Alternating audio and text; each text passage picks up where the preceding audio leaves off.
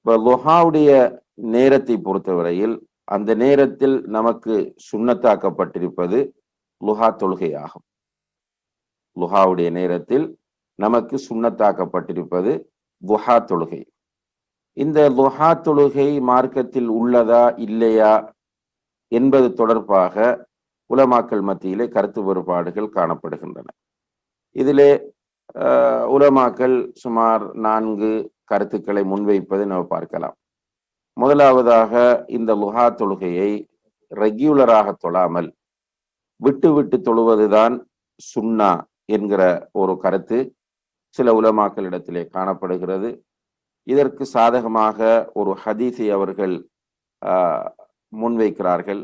அதாவது Abu Zayed அல் குத்ரி ரலியல்லாஹு அன்ஹு அவர்கள் அறிவிக்கக்கூடிய ஹதீஸ், ரசூல் ஸல்லல்லாஹு அலைஹி வஸல்லம் அவர்கள் லுஹா தொழுகையை தொழுவார்கள், தொடர்ச்சியாக தொழுது கொண்டிருப்பார்கள், பிறகு விட்டு விடுவார்கள், பிறகு நீண்ட நாள் தொழாமல் இருப்பார்கள், பிறகு அவர்கள் தொழுவார்கள் என்று அபூ சயீத் அல் குத்ரி ரலியல்லாஹு அன்ஹு அவர்கள் அறிவிக்கிற ஒரு செய்தி முஸ்னத் அஹ்மதிலும் திர்மிதியிலும் பதிவு செய்யப்பட்டிருக்கிறது. இதை ஆதாரமாக வைத்து வளமையாக தொழுது வராமல் விட்டு விட்டு தொழுவது சுன்னா என்கிற கருத்தை சில உலமாக்கள் முன்வைக்கிறார்கள்.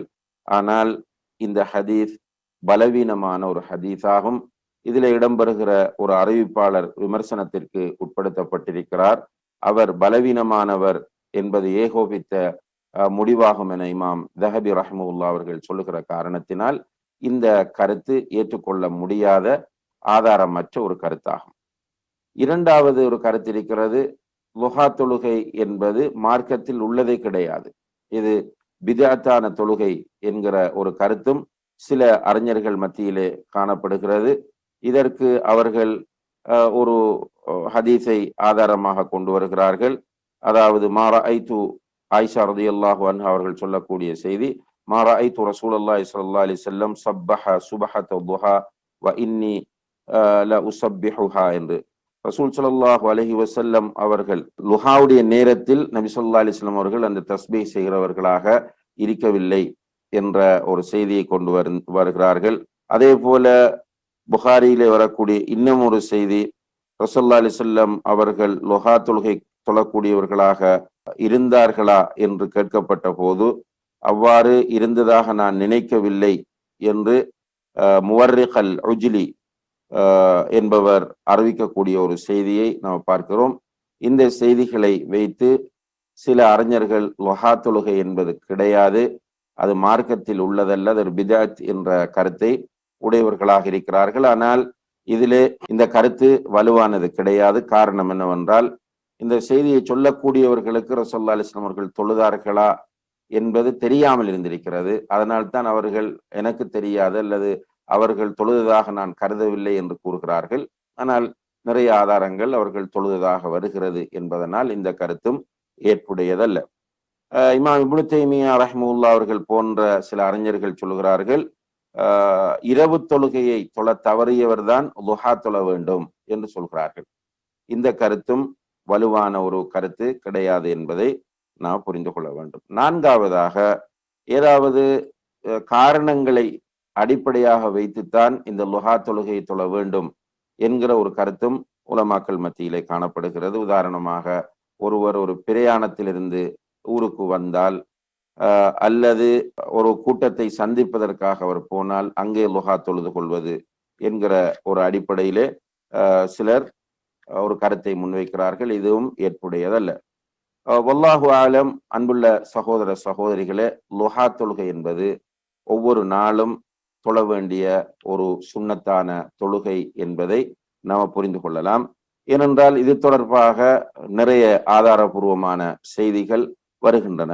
அபூ ஹுரைரா ரலியல்லாஹு அன்ஹு அவர்கள் சொல்கிறார்கள், அவுசானி ஹலீலி ஸல்லல்லாஹு அலைஹி வஸல்லம் பி ஸலாத், என்னுடைய தோழர் நபி ஸல்லல்லாஹு அலைஹி வஸல்லம் அவர்கள் எனக்கு 3 விஷயங்களை வசியத் செய்தார்கள். ஒன்று, சியாமு ஸலாஸத்தி ஐயாமின் மின் குல்லி ஷஹர், ஒவ்வொரு மாதமும் 3 நோன்புகள் நோக்க வேண்டும். வரகாத்தை துஹா, 2 ரகாத் லுஹா தொழ வேண்டும். வ அன் ஊத்திர கப்ல அன் அனாம், நான் தூங்குவதற்கு முன்னால் வித்திரு தொழுது கொள்ள வேண்டும் என்று அல்லாஹுடைய தூதர் ஸல்லல்லாஹு அலைஹி வஸல்லம் அவர்கள் எனக்கு வசியத் செய்தார்கள் என்று அபூ ஹுரைரா ரலியல்லாஹு அன்ஹு அவர்கள் அறிவிக்கிற ஹதீஸ் சஹீஹ் முஸ்லிமிலே 722வது இலக்கத்தில் பதிவு செய்யப்பட்டிருப்பதை நாம் பார்க்கிறோம். எனவே இந்த ஹதீஸிலே 3 விஷயங்களை வசியத் செய்கிறார்கள். அதிலே ஒன்றுதான் லுஹா தொழுகை என்பதை நாம் தெளிவாக புரிய முடிகிறது. இதே வசியத்தை அபூ தர்தா ரலியல்லாஹு அன்ஹு அவர்களுக்கு நபி ஸல்லல்லாஹு அலைஹி வஸல்லம் அவர்கள் செய்ததாகவும் முஸ்லிமிலே பதிவு செய்யப்பட்டிருப்பதை பார்க்கிறோம். அதே போல அபூ தர் ரலியல்லாஹு அன்ஹு அவர்களுக்கும் இதே வசியத்தை, அதாவது வித்ரு தொழுகை, ஒவ்வொரு மாதமும் 3 நோன்பு நோட்பது, லுஹா தொழுகை ஆகிய தொழுகைகளை வசியத் செய்ததாக நபி ஸல்லல்லாஹு அலைஹி வஸல்லம் அவர்கள் வசியத் செய்ததாக சுனனுன் நசாஇ போன்ற ஹதீஸ் நூல்களிலே நாம் பார்க்கிறோம். எனவே நபி ஸல்லல்லாஹு அலைஹி வஸல்லம் அவர்கள் இந்த லுஹா தொழுகையை வசியத் செய்திருக்கிறார்கள். அபூ ஹுரைரா, அபூ தர்தா, அபூ தர் ரலியல்லாஹு அன்ஹும் போன்ற நபித்தோழர்களுக்கு வசியத் செய்திருக்கிறார்கள் என்பதை பார்க்கிறோம். அதே போல அபூ தர் ரலியல்லாஹு அன்ஹு அவர்கள் அறிவிக்கிற ஒரு ஹதீஸ், நபி ஸல்லல்லாஹு அலைஹி வஸல்லம் அவர்கள் சொன்னார்கள், யுஸ்பிஹு அலா குல்லி சுலாமா மின் அஹதிக்கும் சதகா, உங்கள் ஒவ்வொருவருடைய மூட்டுக்கும் நீங்கள் சதகா கொடுக்க வேண்டியிருக்கிறது என்று சொன்னார்கள். நம்முடைய உடம்பில் உள்ள ஜாயிண்ட் மூட்டுக்கள் இருக்கின்றனவே, ஒவ்வொரு மூட்டுக்காகவும் நீங்கள் அல்லாஹுக்கு சதகா கொடுக்க வேண்டும். அதிலே ஃபகுல்லு தஸ்பீஹத்தின் சதகா, நீங்கள் செய்கிற ஒவ்வொரு சுபஹான் அல்லாஹ் என்ற வார்த்தையும் தஸ்பீஹும் சதகாவாகும். வகுல்லு தஹ்மீதத்தின் சதகா, அதே போல அல்ஹம்துலில்லாஹ் என்று நீங்கள் சொல்லுகிற வார்த்தையும் சதகாவாகும். வகுல்லு தஹ்லீலத்தின் சதகா, லா இலாஹ இல்லல்லாஹ் என்று நீங்கள் சொல்லுகிற ஒவ்வொரு வார்த்தையும் சதகாவாகும். வகுல்லு தக்பீரத்தின் சதகா, அல்லாஹு அக்பர் என்று நீங்கள் சொல்லுகிற ஒவ்வொரு தக்பீரும் சதகாவாகும். வ அம்ரும் பில் மஅரூஃபி சதகா, நன்மை ஏவுவதும் சதகாவாகும், தீமையை தடுப்பதும் சதகாவாகும். வ யுஜ்ஸிஉ மின் ذلك ரக்அத்தானி யர்கஉஹுமா மின் அத்ஹா, இவை எல்லாவற்றுக்கும் பொதுவாக லுஹாவுடைய நேரத்தில் 2 ரக்காத் தொழுவது போதுமானது என்று நபி ஸல்லல்லாஹு அலைஹி வஸல்லம் அவர்கள் சொல்லக்கூடிய ஹதீஸ் சஹீஹ் முஸ்லிமிலே 720வது இலக்கத்திலே பதிவு செய்யப்பட்டிருப்பதை நாம் பார்க்கிறோம். எனவே இவ்வாறான ஆதாரபூர்வமான ஹதீஸ்களை வைத்து நாம் வரக்கூடிய முடிவு என்னவென்று கேட்டால், லுஹா தொழுகை என்பது ஒவ்வொரு நாளும் நாம் நிறைவேற்ற வேண்டிய சுன்னத் என்பதை நாம் புரிந்து கொள்ளலாம். அன்புள்ள சகோதர சகோதரிகளே, லுஹா தொழுகையினுடைய நேரம் எது, லுஹா தொழுகையினுடைய நேரம் எது என்பதை பொறுத்தவரையில் பொதுவாக லுஹா தொழுகையினுடைய நேரம் சூரியன் உதித்து ஒரு ஈட்டியின் அளவு உயர்ந்து விடுகிறது. சூரியன் உதித்து ஒரு ஈட்டி அளவு அது உயர்கிற போது லுஹா தொழுகையினுடைய நேரம் ஆரம்பமாகிறது. சூரியன் உச்சியை அடைவதற்கு, அதாவது லுஹருக்கு ஒரு 10 நிமிடங்களுக்கு முதல் வரைக்கும் லுஹாவுடைய நேரம் இருக்கிறது. அப்ப சூரியன் உதித்து ஒரு 10-15 நிமிடங்களிலிருந்து லுஹா தொழுகை நேரம் ஆரம்பித்து லுஹருடைய நேரம் வருவதற்கு ஒரு 10-15 நிமிடங்களுக்கு முன்னால் வரைக்கும் லுஹாவுடைய நேரம் இருக்கிறது என்பதை நாம் புரிந்து கொள்ளலாம். இதிலே லுஹா தொழுகை நிறைவேற்றுவதற்குரிய சிறப்பான நேரம் எது என்று பார்க்கிற போது, அன்புள்ள சகோதர சகோதரிகளே, லுஹா தொழுகையை நிறைவேற்றுவதற்குரிய சிறப்பான நேரத்தை ரசூல் ஸல்லல்லாஹு அலைஹி வஸல்லம் அவர்கள் சொல்லுகிற நேரத்தில் ஸலாத்துல் அவ்வாபீன ஹீன தர்மது அல் ஃபிஸால், அதாவது ஒட்டக குட்டி நிலத்தில் ஏற்படுகிற அந்த சூட்டினால் வேகமாக எழுந்து போகக்கூடிய அந்த நேரம்தான் ஸலாத்துல் அவ்வாபீன் என்று சொல்லக்கூடிய லுஹா தொழுகைக்குரிய நேரமாகும் என்று சொல்லுகிற ஹதீஸ் சஹீஹ் முஸ்லிமிலே 748வது இலக்கத்திலே பதிவு செய்யப்பட்டிருக்கிறது. இதை வைத்து உலமாக்கள் குறிப்பிடுகிறார்கள், அந்த நேரம் என்பது, அதாவது லுஹா தொழுகையினுடைய சிறப்பான நேரம் என்பது லுஹா தொழுகையினுடைய இறுதி வக்திலே தொழுவதுதான் என்று சொல்கிறார்கள். லுஹா தொழுகையினுடைய சிறப்பான நேரம் எது என்று கேட்டால் லுஹா தொழுகையினுடைய இறுதி நேரம். லுஹா தொழுகையினுடைய இறுதி நேரம் எது?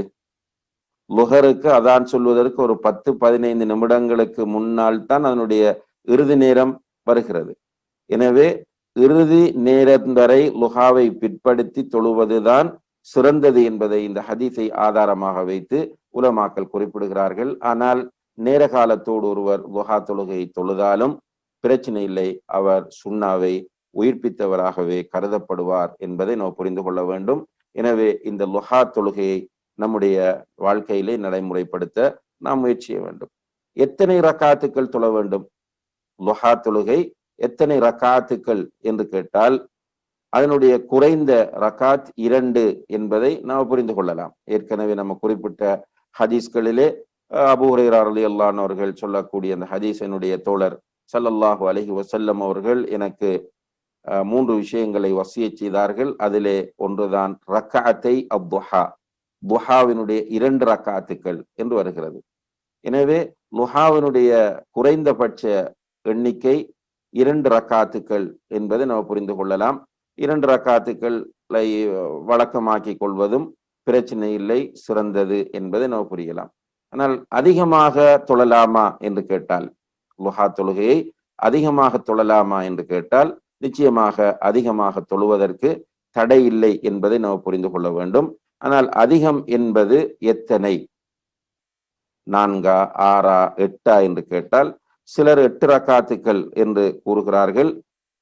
ஆனால் வல்லாஹு ஆலம் அதிலே 8 என்று நிர்ணயிப்பதற்கு தெளிவான சான்றுகள் எதுவும் இல்லை என்பதனால் லுஹா தொழுகை எத்தனை ரக்காத்துக்களும் 2 2ஆக